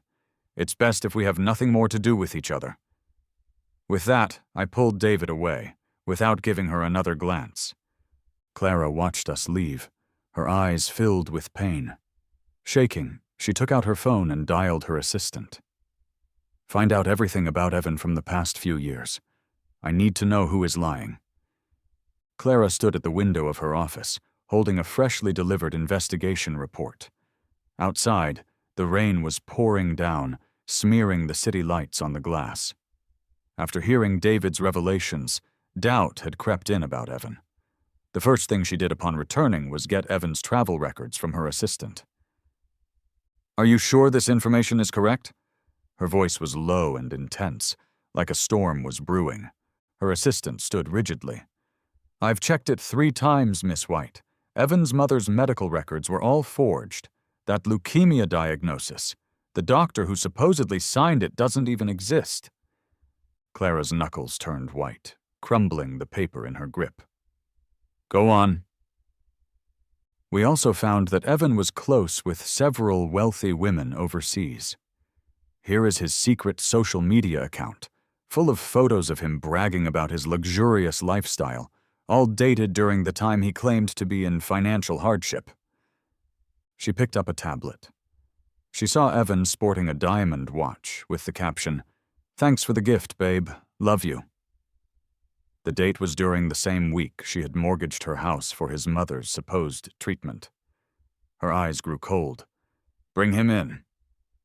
Half an hour later, the office door swung open. "Clara." Evan walked in, a cheerful smile on his face. Calling me so late, did you miss me?" His smile froze when he saw the scattered files on her desk. Slowly, Clara turned and pushed a photograph towards him. "Do you know this person?" In the photo, Evan was cozied up with a stout, middle-aged woman. The backdrop was a Las Vegas casino. This is..." He trembled, lunging forward to grip her arm. "Clara, let me explain. She's just a business partner of my cousin. She insisted on taking a photo." "And this one?" Clara tossed another photo. Evan was on a yacht in swim trunks, surrounded by 3 women in bikinis. The date on the photo showed it was taken during the time his mother was supposedly in critical condition. Evan's face drained of all color. "And this?"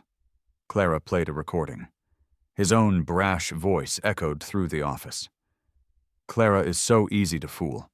I just mentioned I needed a bone marrow transplant for my mom, and she jumped at the chance to do it. I said I needed money, and she just gave it to me, didn't even check the bogus project files before funding it. Once we get that cash, we're off to the Maldives."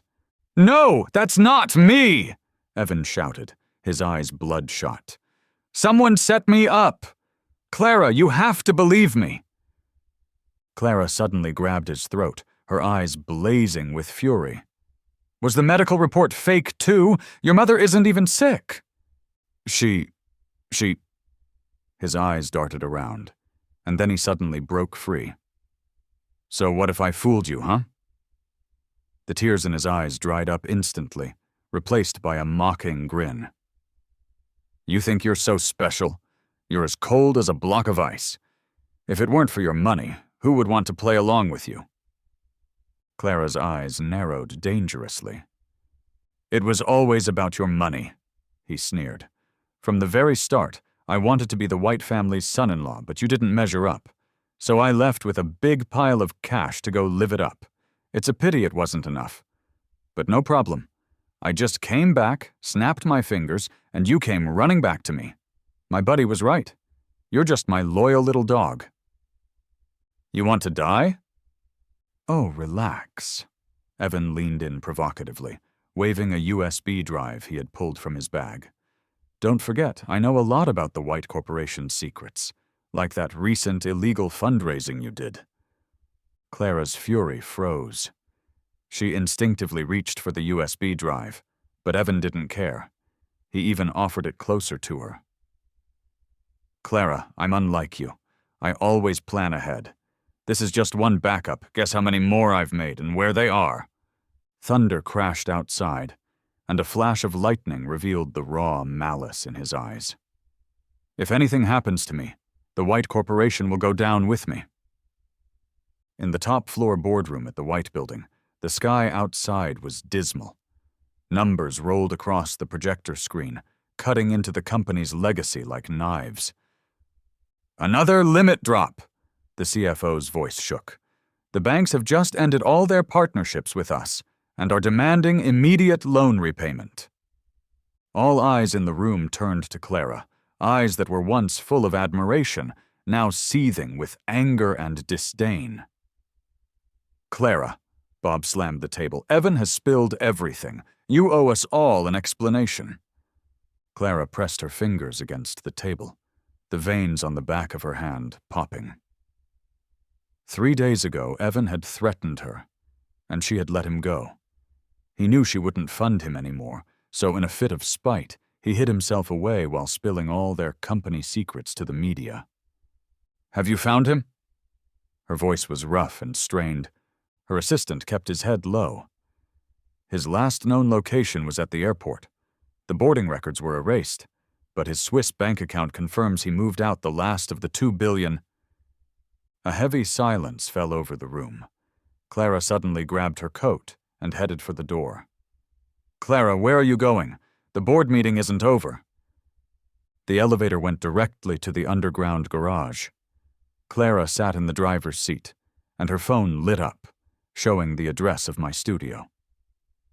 When I pushed open the studio's glass door, I immediately noticed a familiar figure standing at the reception desk, and my footsteps halted briefly. Clara's clothes were wrinkled beyond recognition, and her once perfect hair was now a mess. When she saw me, a fleeting look of desperation and hope crossed her eyes. "Neil!" Hearing my name, I raised an eyebrow. I handed my umbrella to my assistant, keeping my tone calm. "Do you have business with me, Clara?" Clara swallowed hard. "Can we talk privately?" "Let's just do it here," I said, signaling for my assistant to leave, but making no move to invite her in further. "I have a meeting in 5 minutes." Rainwater dripped from Clara's hair, leaving dark spots on the carpet. It struck her then, with painful clarity, that the man who had always left a light on for her wouldn't even offer her a cup of tea now. "You've probably heard about what happened to the White Corporation?" Her voice was dry, and for the first time in her life, she bowed her proud head. "You were right. I shouldn't have indulged that man. I need the Smith family's resources now." I laughed softly, lifting my head from a stack of design papers. "So, you're here for money, Clara?" "Not just money." She stepped closer. "The Smith family has connections in both business and politics. Only you can help me now." "Help you?" I closed the file, my gaze as cold as ice. "Did you forget that we're divorced?" That sentence hit Clara like a slap to the face. She suddenly grabbed my wrist. "When you were with the White family, I was good to you. Help me this one time. Name your terms." I looked down at her hand and suddenly smiled. "Now you want to talk terms, Clara? Too bad. I'm not interested in saving the White Corporation." "Neil!" Clara's voice trembled. She softened her tone. "I'm begging you. Will you—" This woman who had never begged anyone for anything in her life now stood before me with red-rimmed eyes. For a moment, I was dazed, recalling the countless nights when I, too, had waited desperately for her to come home, begging for just a sliver of her attention.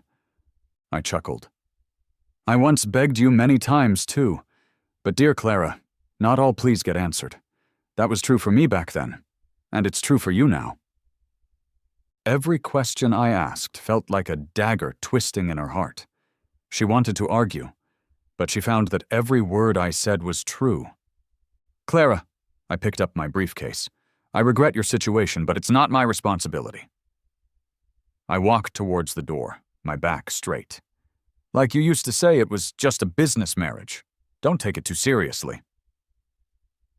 With the sound of the glass door opening and closing, Clara stood dazed. My assistant rushed in. "Neil, the Milan Design Week tickets have been booked for the 10 a.m. flight tomorrow." "Thanks." My voice faded as I walked away. "And make sure no unauthorized people are let into the studio from now on." Outside, the rain poured even harder.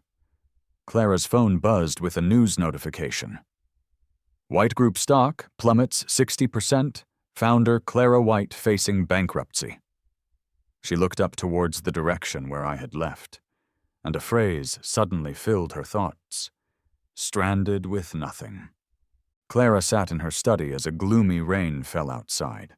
The TV screen was on, showing a special report on the finance channel. Emerging designer HS wins the Milan International Design Gold Award. His new brand, Starlight, is now valued at over $1 billion. On the screen, I was dressed in a white suit, smiling on stage. My eyes shone brightly, displaying a new level of confidence and ease. When reporters asked for my secret to success, I leaned into the microphone and said softly, "The first step is to learn to love yourself." Clara's fingers tightened involuntarily, her fingertips trembling uncontrollably. "It was also reported," the anchor continued, "that HS recently started the Harrison Foundation, dedicated to helping young entrepreneurs who lack capital. To date, they have helped over 300 young people achieve financial independence." The voice on the TV became gradually indistinct. Clara stood up and stumbled towards the long-closed room where I had once lived. As she opened the door, a faint, woody scent hit her, as if I had just been there yesterday. On the bedside table was my half-used hand cream. In the closet were a few forgotten casual clothes. Clara absent-mindedly picked up a beige knit sweater, which faintly carried my scent. She suddenly remembered a winter 3 years ago when she had worked late. Returning home, she had found me in this very sweater, asleep on the sofa, waiting up for her. When she walked in, I had yawned and gone to heat up some porridge for her, accidentally burning my hand in the process. Such incidents seemed endless in our 3-year marriage, yet she had been completely blind to them all those years. A door closing snapped her back to reality. The housekeeper stood hesitantly at the door. "Miss, the bank called again. They said if the loan isn't paid by next week, they'll begin foreclosure proceedings on the mansion."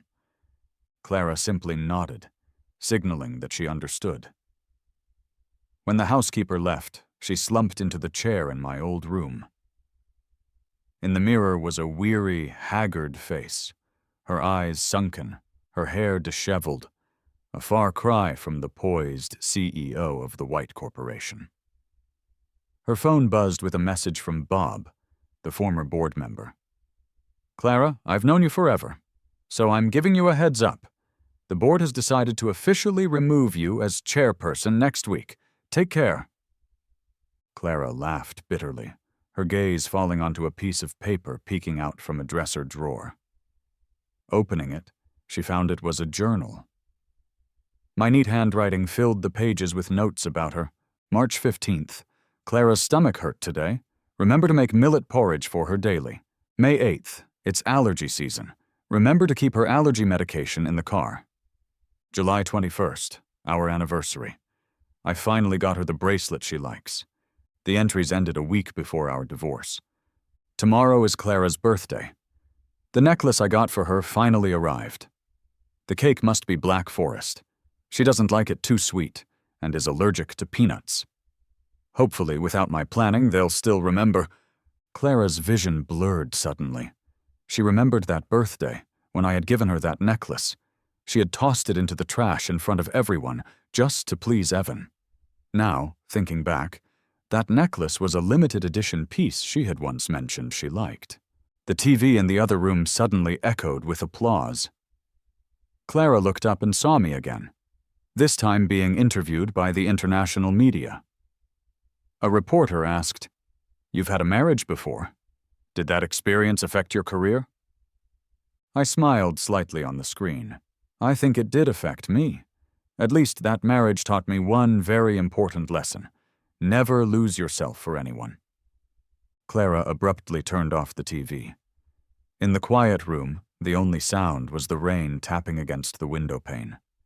She looked at herself in the mirror, suddenly recalling my back on the day I left, my straight back and decisive steps, showing no hint of hesitation. When had I finally made up my mind to leave? Was it when she decided to donate her bone marrow without a second thought? Or was it when she repeatedly chose Evan over me? Or maybe it was when I had to face the challenges and criticism from her mother all alone. Outside, the rain came down harder. Suddenly, the power went out at the White Villa, plunging the room into complete darkness. Clara just sat there in front of my vanity. When she lifted her hand to her face, she felt a cold, wet liquid on her cheeks.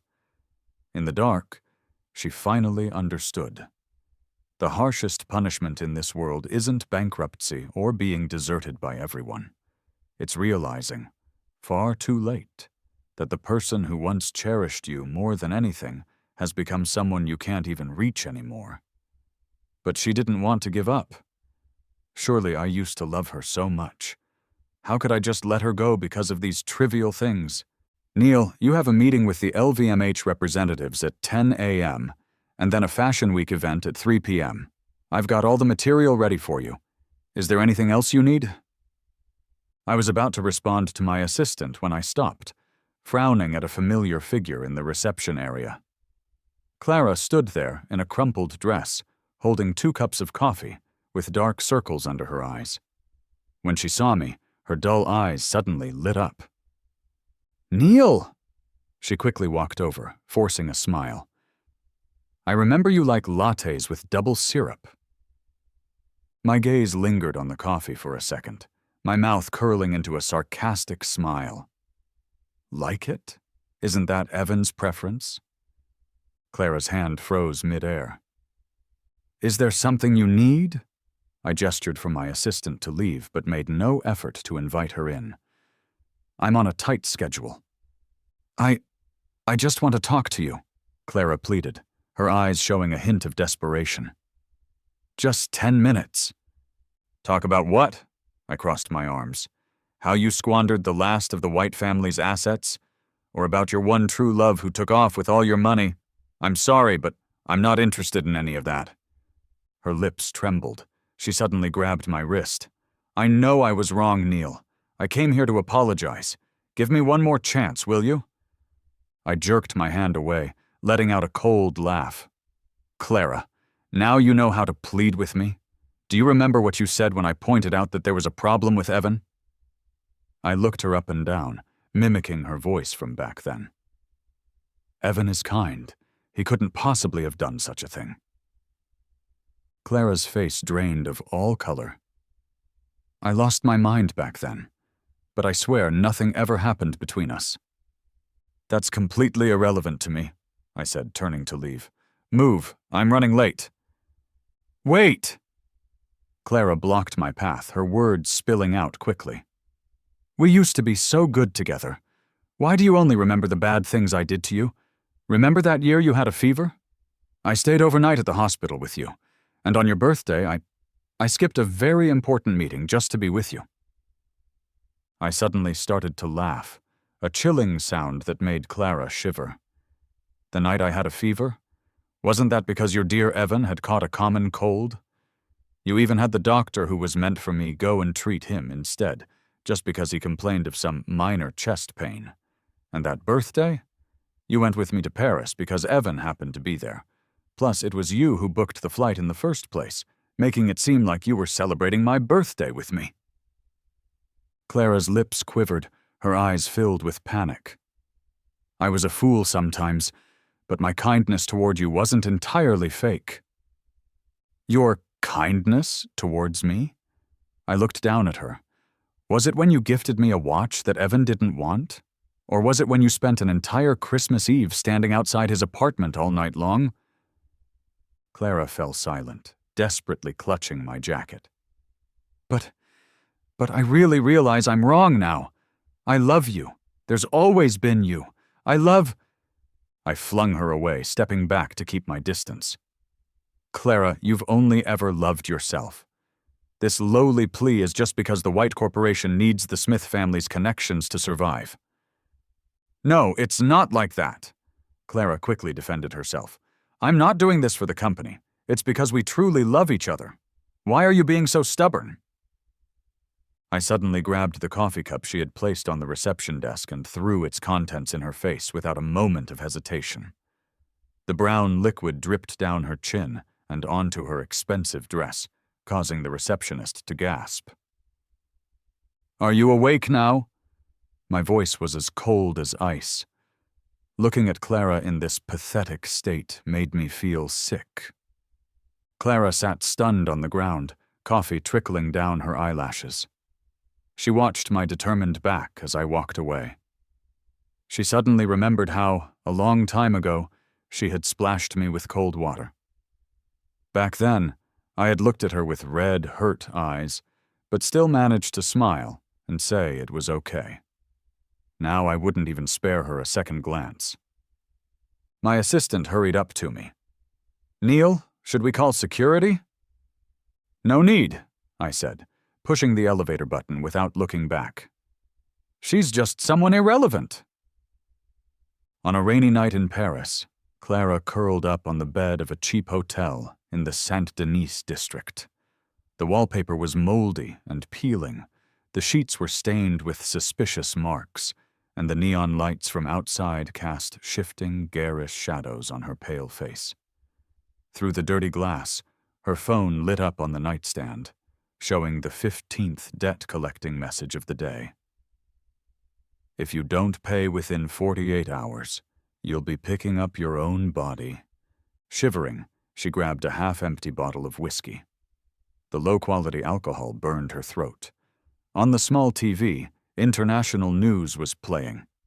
A man had been arrested in Switzerland for international fraud and money laundering, with a sum involving 2.3 million euros. The scene cut to the Geneva police station, showing Evan in handcuffs, his carefully groomed curls now a matted mess. When a reporter asked about the whereabouts of the stolen money, he suddenly yelled at the camera, "Clara White instructed me. All of those project funds went through her. It was all her." The whiskey bottle slipped from Clara's hands, spilling amber liquid onto the threadbare carpet. She stared at his twisted, hateful face on the screen. She suddenly recalled their final confrontation 3 months ago in her office. "If anything happens to me, the White Corporation will die with me." And he had really meant it. Her phone buzzed with an email from the bank. "The shares you mortgaged in the White Corporation are now under forced liquidation." This meant the century-old White Corporation was about to change its name completely. There was a loud pounding at the door. "We know you're in there!" a voice with a thick accent shouted, followed by the sound of the door being smashed. "Open the door, or we'll burn down this whole dump!" Clara wobbled to her feet, momentarily stunned by her own reflection in the cracked mirror. With sunken eyes and graying hair, her once $10,000 designer dress now reeked with a sour odor. Was this still the commanding CEO of the White Corporation? The window glass suddenly shattered, and a firebrand was thrown in. Flames quickly licked their way up the curtain. Clara grabbed her coat and dashed out the door, immediately colliding with the gang of men who had come to collect the debt. The leader, a burly man, grabbed her by the collar roughly. "Running away, huh? Why aren't you running now?" They pinned her against the wall, and a cold blade was pressed against her throat. "The boss gives you one last chance," he said, his breath stinking of alcohol. "I heard you used to pamper that Evan guy. Get back the money you transferred to him for us, and we'll spare your life." Clara laughed hoarsely. "I'm also looking for him. Why don't you try the Geneva prison? Honestly, you've already taken everything I had." The blade cut into her skin, and warm blood trickled down, just as she felt like she might die in this filthy hotel. Sirens drew closer. "Damn it! I said to keep it quiet!" The thugs cursed and scattered. Clara slid down the wall and sat on the floor, laughing until choked sobs burst through her fingers. "I was wrong. I really know I was wrong now." On the same day, in a Geneva prison, Evan huddled in the corner of the visitation room, his former arrogance and pride completely gone. When a guard informed him that no one was willing to hire a lawyer for him, he suddenly erupted, throwing a cup of water at the surveillance camera. "Do you know who I am? I am the future owner of the White Group." A desperate scream echoed off the concrete walls. "When I get out of here, I won't let any of you off." The guard injected him with a sedative, his expression unchanging. In the last vague moment before he passed out, Evan saw a figure in the mirror. His hair was dry like straw, his eyes bloodshot, his cheeks sunken, his face ashen. The expensive bespoke suit he used to wear had long been replaced by a standard-issue orange jumpsuit. Was this really him? The once captivating figure who had swept Clara off her feet? The heavy iron door clanged shut, and darkness consumed all the resentful whimpering. At a Milan Design Week cocktail party, I was in the middle of a conversation with several brand representatives when David tapped my shoulder from behind. "I want to introduce someone to you." I turned and saw a woman in a deep blue evening gown standing under the crystal lights. Her features were clear in the light, and the eyes behind her gold-rimmed glasses held a warm smile. "This is my sister, Sophia," David said, winking. "She just moved back from Geneva. She's an international lawyer specializing in protecting the rights of the disadvantaged in marriage cases. I've heard a lot about you, Neil. Sophia extended her hand, her fingertips warm and dry. I've seen your Nirvana series designs. Those shattered and then reassembled lines are absolutely stunning. I was slightly taken aback. Most people favored my Star River series. Few people liked the Nirvana series, and even fewer grasped the metaphors within. Those years of being crushed and then reborn from a failed marriage. Do you know about design? I asked. I just appreciate beautiful things, she smiled, handing me a business card. Her fingertip unintentionally brushed against the faint scar on my inner wrist, a permanent reminder of the whip mark from the White family's ancestral shrine. I instinctively jerked my hand back, but then I heard her say softly, "The direction of the scar is just like the craftsmanship in your engravings." The noise of the party suddenly faded into the background. For the first time in 3 years, someone had looked at my scar not with pity or curiosity, but as if they were admiring a piece of art. 3 months later, I stood at the unveiling ceremony of the Harrison Foundation. Reporters were gathered below, and Sophia, now my legal advisor, was by my side. Whenever I got caught up in tricky questions from the press, she would help me out with the perfect legal terms. Neil, there's a rumor that you're setting up this foundation to get back at your ex-wife. Was her company's bankruptcy your doing? As I was about to speak, a slender, fair hand took the microphone. The charity law has very clear regulations, Sophia said calmly. A foundation's establishment requires a rigorous review by the Ministry of Civil Affairs. Are you questioning our country's judicial fairness? The reporter was instantly silenced. After the event, I found a warm cup of grapefruit tea waiting for me in the lounge. A note was pressed under the cup. You did great today. Ignore the gossip. I'll always be here with you. Sophia. I held the warm cup, remembering how my assistant had told me that Sophia had skipped an important meeting just to be there for me today. Through the steam of the tea, I glanced at her as she sorted through some documents. Her gentle eyes always showed nothing but affirmation and support towards me. On a late autumn night, as I worked overtime modifying design drafts, the office suddenly went dark. Don't be scared, came Sophia's voice from the darkness. I have a light on my phone. The moment the faint light appeared, I saw her eyes were filled with concern. Why are you here so late? I asked. David said you've been working late a lot recently. I just wanted to check on you, she replied, holding up a thermos. I brought some soup from the housekeeper to help keep your stomach warm. I felt a sudden rush of warmth. Once, I too had waited up with soup for someone who never came home on time. Sophia, I said, my voice serious for the first time. Why are you so kind to me? In the dark, her fingers gently lifted, only to restrain themselves again. Because you're worth it, she said. There's no other reason. At the same time, in a Beijing nursing home, Clara, who had been classified as mentally unstable and sent back to the country, stared at a financial magazine featuring the two of us standing together. Her fists clenched. A small headline in the corner stung her eyes. Rumored romance between rising star Sophia and Starlight founder Neil exposed.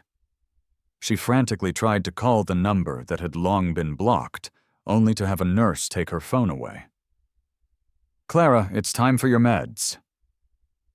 As the autumn leaves fell outside the window, she recalled how, years ago, a man had waited for her to turn back. Now, the Star River still shone brightly, but it no longer illuminated her night sky. In a special care ward at the hospital, the smell of disinfectant filled the air. Eleanor leaned against the bed, her frail fingers caressing an album of photos from when I had first married into the White family. Back then, I was clad in simple elegance, bowing to pay my respects to the ancestral shrine. "Ma'am, Mr. Smith is here," the butler quietly announced. Eleanor quickly looked up as the door opened.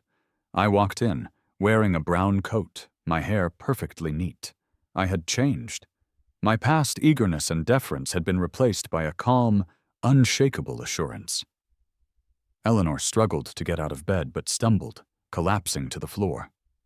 I instinctively stepped forward to help, but then stopped myself.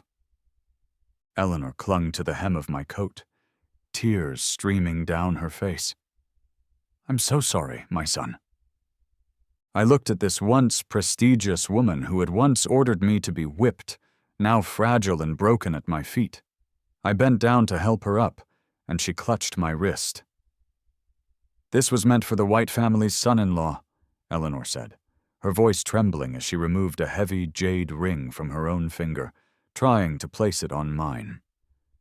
But I pulled my hand away just as the jade touched my skin. The ring fell to the floor, shattering into 2 pieces. "Have you forgotten?" I looked down at the 2 shattered pieces with a hint of indifference in my eyes. "On the 3rd day of our marriage, you said I was too petty to deserve this ring." Eleanor stopped crying, instantly recalling how she had handed the very same ring to Evan in front of the entire family that day. "Damn him!" she wailed, clutching my clothes. "He deceived Clara and ruined the entire White family." "Do you really think all of this is Evan's fault?" I interrupted her. "And everything that happened, do you want to say you had no idea about any of it? Wasn't it all done with your silent consent?" Eleanor was breathing heavily, dodging the topic as she pulled out a file from under her pillow. "This is the White family's last 5% equity. Just help Clara," she pleaded. "So that's your goal, huh?" I pushed the file back, shaking my head.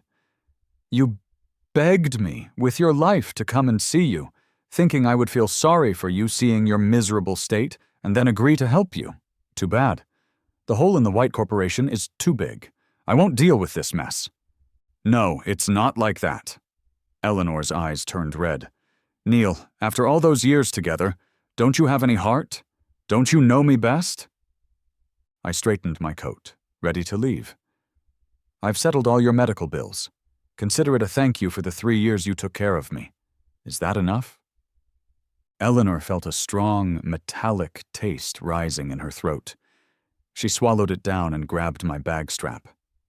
"Neil, as a favor to your mom, at least go and see Clara." "No need."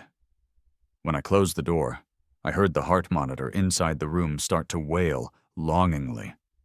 Medical staff rushed in, but I took 2 steps back, and ultimately did not look back. The next morning, the news of Eleanor's death reached my ears.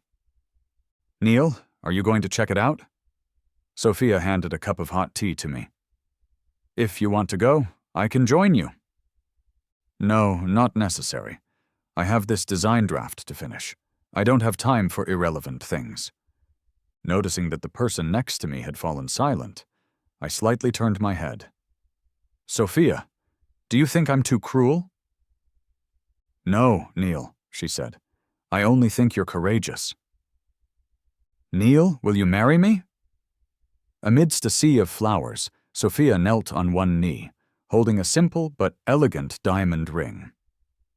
David stood beside them, grinning as he held his phone out to record the moment. I was stunned for a moment, then I smiled. This is so sudden. When we confirmed our relationship half a year ago, I started planning this, Sophia said seriously. "I've made up my mind. My partner for the future is you. It can only be you. From the moment we met, we just clicked. We've worked together. We have similar tastes, and we love each other deeply. I can't think of any reason to wait." I turned my head slightly, my eyes glistening. Sophia was right. Being with her always felt so easy and natural. Whenever I got sick, she would drop everything to take care of me. When I hit a design roadblock, she would stay up until 3 a.m. with me, taking me around for inspiration. and she always had my back. Neil, stop daydreaming. David was getting nervous from the vibe. Your decision matters. I'm not here to pressure you. If you're not ready— Yes, I said. David's voice got cut off as he threw his arms tightly around me, who was just about to reach for Sophia's ring. This is great, Neil. We're going to be family now. Sophia's hand holding the ring froze. She scowled at her impulsive brother, then looked at me, her eyes filled with pure joy.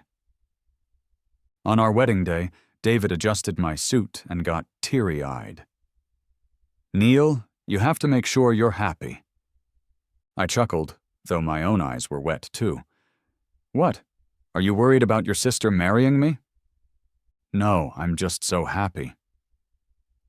When the organ played the wedding march, I saw Sophia trembling slightly at the altar. When the officiant asked if she was willing, she blurted out a yes, so fast that all the guests burst into laughter. During the bouquet toss, Sophia and I deliberately threw it back hard.